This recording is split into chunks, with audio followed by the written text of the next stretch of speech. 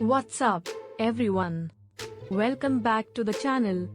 My name is Master D. Today, we are talking about Demon Slayer, the anime that has somehow convinced everyone to call it the greatest thing since anime was invented. But hold up, is it overrated? Oh yeah, we are going there. Grab your swords, and let's slice into it. Wow, whoa, wow. So good. Section 1, the hype behind Demon Slayer. Okay, first, let's talk about why Demon Slayer is everywhere.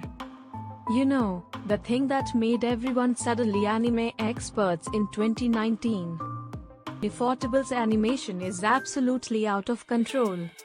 It's like they gave a whole team of wizards unlimited money and told them, go wild. But here's the thing. Does that make the story any good? Not really. It's just the classic boy's family dies, sister turns into a demon, boy slays demons to save her plot. Like, wow, what a revolutionary concept. No one's ever thought of that before, right? Section 2, the criticisms, a slight reality check. Alright, now let's get into the juicy stuff. Here are a few things we don't talk about when we all gather around to worship Demon Slayer. The story's pretty basic. If you've seen one shonen anime, you've seen them all. Tanjiro's just like every other noble-hearted hero who's doing it for his family. The plot is about as predictable as that time you guessed the ending of The Lion King after the first 10 minutes. You know what's gonna happen, but hey, it's still fun. Formulaic but effective, right?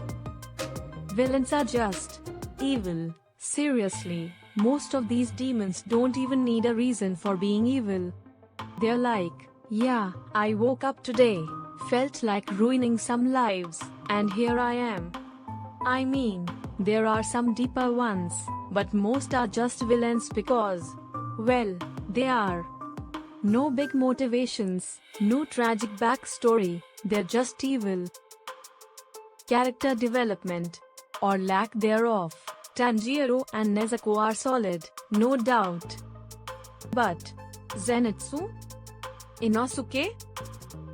How many times can we watch Zenitsu scream and Inosuke do his borehead thing before we start asking, wait, do they actually do anything else?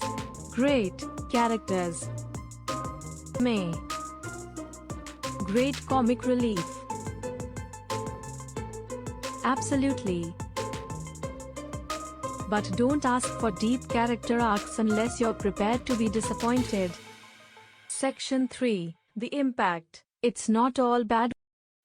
Okay, I'll give credit where credit's due.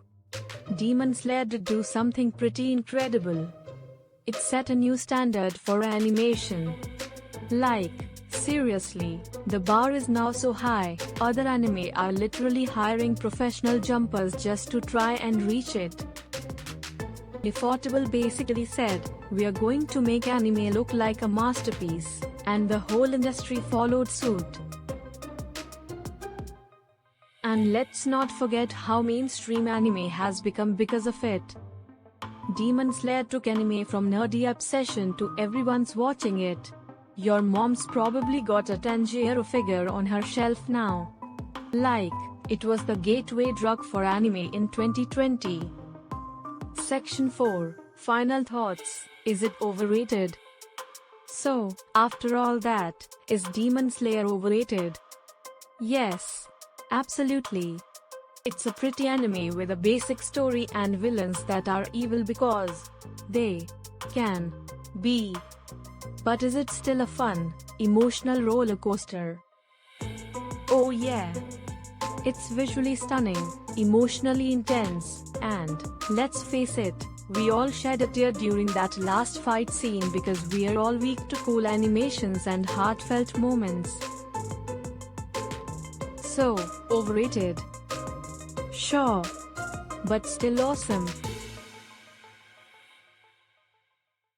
Definitely. Alright, time for your thoughts. Is Demon Slayer the greatest thing ever, or is it just a pretty face with no substance? Drop your comments below, I know you're about to go off. And, hey, if you liked this roast, hit that like button, subscribe, and ring the bell so you won't miss the next time I talk about your favorite anime like it's my personal punching bag. Thanks for watching, and remember, everything is overrated except me. Master D. See you all next time.